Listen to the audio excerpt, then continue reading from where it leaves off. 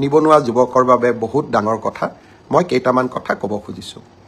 ADRE আৰু বিভিন্ন পৰীক্ষাৰ ৰিজাল্ট আৰু নিযুক্তি পত্ৰ আমি 10 অক্টোবৰত দিবৰ বাবে সিদ্ধান্ত লৈছিলোঁ কিন্তু যোৱা কেইদিনমানৰ ঘটনা প্ৰবাহ আৰু গুৱাহাটী হাইকোৰ্টৰ এটা ৰায়ৰ বাবে আমি অকণমান থমকি ৰ'বলগীয়া হৈছে মই আপোনালোকক আজি কোন পৰীক্ষাৰ কোন দিনাখন আমি ৰিজাল্ট এনাউন্স কৰিম সেই বিষয়ে মই আপোনালোকক স্পষ্টকৈ ক'ম যাতে আপোনালোকৰ মনত কোনো সন্দেহ নাথাকে পোনপ্ৰথমে মই আপোনালোকক জনাব খুজিছোঁ যে আমাৰ এডিআৰই পৰীক্ষাৰ যি গ্ৰেড 3 আছিল অৰ্থাৎ তৃতীয় বৰ্গৰ যি চাকৰি আছিল সেই চাকৰিৰ ফলাফল আমি 10 অক্টোবৰ তাৰিখে প্ৰকাশ কৰিম এডিআৰইৰ চতুৰ্থ শ্ৰেণীৰ যি পৰীক্ষা আছিল প্ৰায় 5000 পদ আছিল এই পৰীক্ষাৰ ফলাফল আমি 15 অক্টোবৰ তাৰিখে ঘোষণা কৰিম স্বাস্থ্য বিভাগৰ বিভিন্ন পৰীক্ষাৰ ফলাফল নন টেকনিক্যাল টেকনিক্যাল স্বাস্থ্য বিভাগৰ আটাইবোৰ পৰীক্ষাৰ ফলাফল আমি 12 অক্টোবৰ তাৰিখৰ আগতে ঘোষণা কৰিম এলিমেন্টাৰী প্ৰাথমিক বিদ্যালয়ৰ শিক্ষকৰ নিযুক্তিৰ বাবে আমি যি পৰীক্ষা বা আমি যেটো নিযুক্তিৰ প্ৰক্ৰিয়া আৰম্ভ কৰিছো সেই পৰীক্ষাৰ ফলাফল আমি 15 পৰা 20 অক্টোবৰৰ ভিতৰত প্ৰকাশ কৰিম তাৰ কাৰণ প্ৰাথমিক বিদ্যালয়ৰ শিক্ষক শিক্ষয়িত্ৰীৰ পৰীক্ষাৰ ফলাফল ঘোষণা কৰাৰ আগতে আমি গ্ৰেজুৱেট টিচাৰ আৰু পোষ্ট গ্ৰেজুৱেট টিচাৰৰ ৰিজাল্ট ঘোষণা কৰিব খুজিছো যাতে ওভাৰলেপিং নহয় অৰ্থাৎ প্ৰাথমিক বিদ্যালয়ৰ শিক্ষকৰ পদ নিৰ্বাচিত গ্ৰেজুৱেট টিচাৰ বা পোষ্ট গ্ৰেজুৱেট টিচাৰ সকলে দখল কৰিব নোৱাৰে আৰু আমাৰ যুৱক যুৱতী সকল যাতে বঞ্চিত নহয় গ্ৰেজুৱেট টিচাৰ আৰু পোষ্ট গ্ৰেজুৱেট টিচাৰৰ পৰীক্ষাৰ ফলাফল আমি 15 অক্টোবৰ তাৰিখে ঘোষণা কৰিম অৰ্থাৎ এই গোটেই পৰীক্ষাৰ ফলাফলসমূহ আমি 20 অক্টোবৰ তাৰিখৰ আগতে আমি ঘোষণা কৰিবলৈ সক্ষম হ'ম আপোনালোকে এতিয়া খুধিব যে পুলিচৰ পৰীক্ষাৰ ফলাফল আমি কেতিয়া দিম সাব ইন্সপেক্টৰৰ ৰিজাল্ট বা ফায়াৰ ব্ৰিগেড আদিৰ ৰিজাল্ট আমি 10 অক্টোবৰ তাৰিখে দিম বা তাতকৈ আগতে দিম কিন্তু এবি আৰু ইউবি কনিষ্টেবলৰ ৰিজাল্ট দিয়াৰ ক্ষেত্ৰত গুৱাহাটী উচ্চ ন্যায়ালয়ে এটা আমাক সাময়িকভাৱে বাধা আৰোপ কৰিছে আমি আশা কৰোঁ সেই বাধা আৰোপ অতিক্ৰম কৰি অৰ্থাৎ উচ্চ ন্যায়ালয়ক সন্তুষ্ট কৰি আমি এই মাহৰ ভিতৰতে পুলিচৰো এবি আৰু ইউবি কনিষ্টেবলৰ ৰিজাল্ট ঘোষণা কৰিব পাৰিম এই গোটেই ৰিজাল্টৰ ফলাফলৰ লিষ্টখন দেখিলে আপোনালোকে ইতিমধ্যে গম পাইছে যে আমি 20 অক্টোবৰলৈকে যাবলগীয়া হৈছে কিন্তু মই প্ৰতিশ্ৰুতি দিছিলোঁ যে অক্টোবৰ মাহৰ ভিতৰতে 10 অক্টোবৰত আপোনালোকক নিযুক্তি পত্ৰ দিম 10 অক্টোবৰত মই নোৱাৰিলেও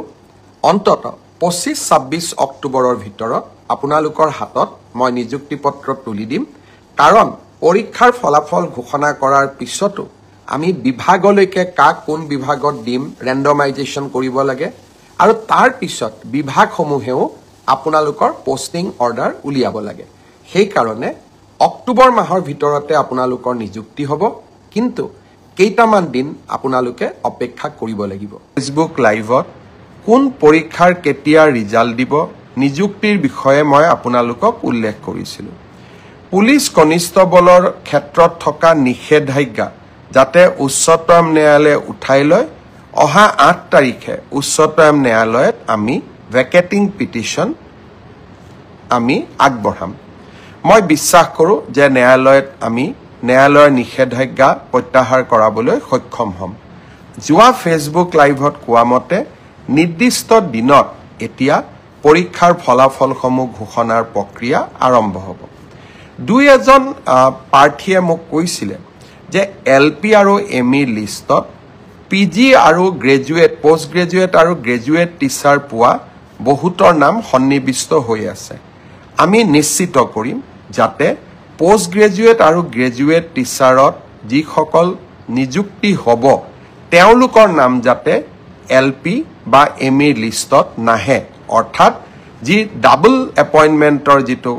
অভিযোগ থাকে তাক যাতে আমি বহু পৰিমাণে ৰোধ কৰিব পাৰোঁ আৰু সেই বিষয়ে ইতিমধ্যে বিভাগৰ বিষয়াসকলক মই স্পষ্ট নিৰ্দেশ দিছোঁ। এই মাহত অসমত ৩৫,০০০ যুৱকৰ নিযুক্তি হ'ব, অৰ্থাৎ ৩৫,০০০ নিকা নিযুক্তিৰে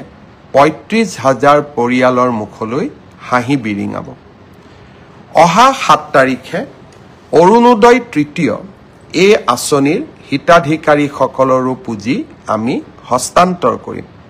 বড়োলেণ্ড টেৰিটৰিয়েল এৰিয়াক বাদ দি সমগ্ৰ অসমৰ ৩০ লাখ অৰুণোদয় হিতাধিকাৰীয়ে ৭ তাৰিখে